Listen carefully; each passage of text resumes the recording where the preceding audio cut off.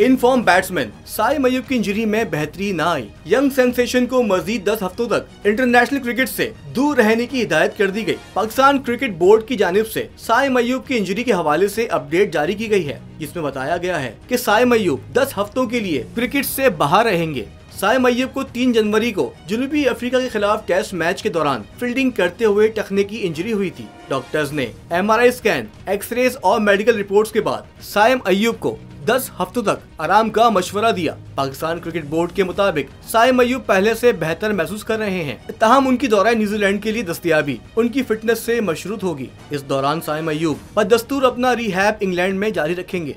याद रहे कि पाकिस्तान और न्यूजीलैंड के दरमियान व्हाइट बॉल सीरीज 16 मार्च से 5 अप्रैल तक खेली जाएगी।